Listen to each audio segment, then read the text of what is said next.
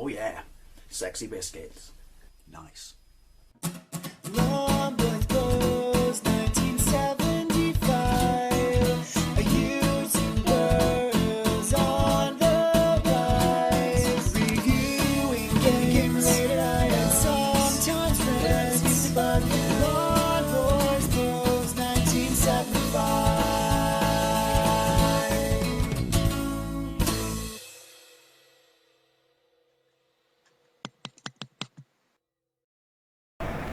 So this is Keynsham High Street, and that's my mum. This is a little game store called Game Scene UK. I really like this place. I haven't been here for absolutely ages, but as you can see, for an independent store, it's quite big. It's got DVDs, it's got Blu-rays, and I apologise for the shaky cam. And the reason I'm doing narration is obviously there's music going on in this store, so I don't want to get, you know, slapped. But it's got a really big selection of Wii and Wii U games. And it's especially cool that it's got Wii U games, because these are the only places now you can go for Wii U games in the high street. Is, well, could I ever go really, is the independent stores, because basically all supermarkets, even from day one, literally just used to carry 1, 2, maybe 5 if you're extremely lucky. I know most of the supermarkets, with the exception of Sainsbury's, carry Smash Brothers and Mario Kart, and that's it. Thing is though, its prices are really hit and miss, right? Some of them are reasonable, some of them are really expensive. I mean, is Twilight Princess still worth 15 quid? I mean, I'm not berating the store because it's an independent, but is Twilight Princess still worth 15 quid? But this is the best bit in the store, is the retro corner. I think he should do more with this. I think he should put it somewhere else, but this is the smallest I've seen it, but it's always got a really good selection of Mega Drive games. By the way, going back to the Wii stand, that Doctor Who game I picked up that you can only buy in the UK, don't. It's shit. And if you're in another country, don't import it. It's shit. Anyway, sorry, never mind. Yeah, going back here, he's always got a bunch of Mega Drive games. Normally he's got more Master System games than this, but you know, Master System games in the high street now are starting to become rarer than rocking horse shit. What's also cool though is he's got a huge selection of PlayStation 1 games, and his prices here are pretty good, but you can't see it right at the top because obviously I didn't want to make it obvious that I was filming. Just about there you can see it's got a whole bunch of Saturn games. I mean, Saturn games in the high street, that's just unbelievable. On the right there's DS, in the cabinet there's a whole bunch of N64 ones. What's really cool though, I couldn't show you because if you turn around, right, you can see that he's got a boxed Atari 520 ST in a cabinet, and I haven't seen one boxed in donkey's years, so that absolutely blew me away. But anyway, Game Scene, check it out. Ooh, chicken feet. Dried chicken feet in a bag. There's something you don't see every day. Hey YouTube, Long Boys Post 1975. Really? This early in the video? Sorry, I'm on the sunny D, I don't know if you can see it. It's lovely, but it always gives me a really gacky throat. Now you've read the title, and you've just watched the shaky cam, so hopefully you're not too nauseous now for me to show you my pickups. Didn't plan on going out doing anything today, but I was offered the chance to ride along to Keynsham. I haven't been to Keynsham in ages. Those who've watched my channel for a long time will probably remember that I rant and rave about the place I bought my N64 from. There's a brilliant little second-hand game store in there called... How prepared of me. What are you called? I always forget. Look at this, I'm looking at the receipt. That's embarrassing. Game Scene UK. I'm assuming that therefore they suggest that there's a Game Scene US, but I sincerely doubt it. Yeah, so I jumped at the chance, A, because I didn't have to drive, and B, because, well, I wanted to go to this place, and there's really good bunch of charity shops in Keynsham, and some shit hot toy shops, which I got something from, and you'll see, and, fuck, what was I going to say? Oh, I've lost my thread. Oh, a shit hot pound store, which I didn't get anything from, but I'll tell you about that when we get there, even though I didn't get anything from it. Never mind. So yeah, I went to Keynsham, with the exception of British Heart Foundation, which I'm a fan of that chain of stores, I really am, but the one in Keynsham is just, it takes the piss with its prices. You can't, I really wanted this jacket. It was a proper retro 70s jacket, and it was like, dude, you can't charge 15 quid for a second-hand jacket, like seriously. I mean, it's no one's gonna buy it in $5.99 for books and shit. I don't care if you say like new, it's not new, you shouldn't charge that price. Anyway, I'm waffling. So you saw from that footage that what's great about this store is huge selection of DVDs, games for all formats, but right in the corner. Which I think is a waste. I think they should put it, right at the front of the store, because let's be honest, people are crazy for retro. Stop looking at the viewfinder. Yeah, and they've got a really good selection of Saturn, Dreamcast, N64, Mega Drive, Master System, NES, SNES, you name it, they've got it. The video really doesn't do it justice, and its prices, ironically, in the rest of the store are quite dear, especially with the Wii games.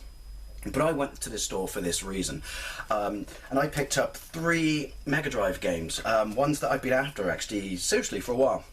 Sorry, 2 Mega Drive, 1 Master System. It's a shame because in the cabinet behind me, but obviously I couldn't film it because the bloke would see I was filming, and people get a bug up their ass when you film in their shops, which I don't understand why, because it's free advertising. But there was a box Atari ST, 520 ST. I thought, I don't know, is this a good price? Box Atari 520 ST. £74. I don't know. I mean, I am not particularly interested in one anyway, but it's been ages since I've actually physically seen the box. It was the Sega pack-in bunch, even though it was all US Gold, games like Outrun, Thunderblade, stuff like that. Anyway, the first game I got, it's not complete. I love EA cartridges. They're so wonkily big. This was, you can hardly see it, it's on the spine. But yeah, anyway, sorry. John Madden 92. And ironically, unlike the first game, I guess they realise at this point people in England know that it's football, American football. So it's just called John Madden Football 92. The reason I bought this, even though I have the original Madden, it's one of my favourite football games. It's the game that taught me the rules of the sport. I don't know if you could see it on the back. Not just for this, because it is a better, more tweaked version of the game. Back then, when changes were made by EA that just weren't superficial, such as kit and roster, they actually, did improve the gameplay. But it's the one when the ambulance comes pissing onto the pitch if someone gets hurt to pick them up, but then basically runs through the rest of the players anyway and knocks them all over the place. Yeah, no manual, but it's in really good nick, and well, you ain't gonna be able to see it. I can't bloody see it. $2.99. This is another one I bought that was $2.99. Look at that, the most amazing anti-theft device in the world. I'll just put sellotape on it. Yeah, Arch Rivals. Haven't played this in years. I love this. I mean, it's an arcade game, isn't it? But absolutely, basketball with a sense of humour. And I like the more funny, less, straight line sport simulator versions of basketball, such as NBA Jam and stuff like this. So I thought, I'm having that for $2.99. That's brilliant. Now the final one is Sega Master System game, and it might surprise you that I bought this, but that's from US Gold, World Class Leaderboard. See, you got to remember, before EA and stuff like that, it's a white cartridge, and it does have the manual. Yeah, before EA came along and turned out fucking hundreds and hundreds and hundreds of versions of Golf and Tiger Woods and stuff like that. The leaderboard games on all systems, Spectrum, Amstrad, Commodore, Amiga, Atari ST, Sega Master System, these were the definitive golf games back in the day. These were the ones that other ones had to raise their game to aspire to be anywhere near as good as. Adore this game. And this was the bargain out of the bunch. This was $1.99. Again, don't know if those are good prices, but as I always say, I was happy to pay for it, so I think they're good prices. Then where do I go next? Oh yeah, I bought a DVD in Mind, and it's season 2 of one of my favourite comedies ever. It was £2, and it's called Outnumbered. I don't know if you've seen it, outside the UK. It's about family, and there's 3 kids, hence the title, they're outnumbered. But it's just really, really surreal sort of observational comedy about, having 3 kids, crowded, house and stuff like that, and the fact that one of them is absolutely shot away. I don't know if you can see it, the kid with the long hair. Yeah, this is a really, really, really good series. I haven't seen this in ages. There were 4 seasons, I think. I've seen all of them, but yeah, I just thought, I haven't seen it for ages, and alright, it's only 6 episodes, but quite surprised it's a 12, but I thought, I'll have that for £2, because I know there's nothing on the watch. That's an absolutely quality TV series. I really should get around to buying the rest. Now, where did I go next? Yes, I went to, I didn't get you there. I don't know where I got you from, actually. Is there a label? Oh yes, there is. Never mind. I went to, I've been shopping. Oh, no, I've been shopping to support young people with cancer. Oh, it's Click. Sorry, why did you just put Click on the back? yeah, I had to. £1. Step Brothers. Haven't seen this in ages. Absolutely hilarious comedy. I mean, where else can you see a comedy where someone teabags the other person's drum set, and it has the amazing song Boats and Hosing. If you haven't seen it, basically two middle-aged men who still live with their parents. One lives with his mother and the other family one lives with his dad, and that couple gets married, so they're forced to live together. Initially they hate each other, then they become friends, then they kind of fall out, but then they make up. It's what, to me, one of Will Ferrell's greatest comedies. Plus, any movie, sorry, spoilers, where you get to see someone lick white dog shit is absolutely fucking worth a quid. Then I bought, because I've never seen it, ignore the fact that it's got that gimpy looking prick from Twilight. It's a BBC show, The Haunted Airman. I've never seen it, but I'm a massive ghost story click right now, and so yeah, just, you know, turn the lights off and watch this, just pretend it's not got that dick from Twilight in. But yeah, stars is a pilot returns from the war only to face new terrors. Alright, so maybe he's, oh, don't tell me it's haunted as in he's got problems because of the war, because I want to watch a ghost story. Oh, this might bite me in the ass.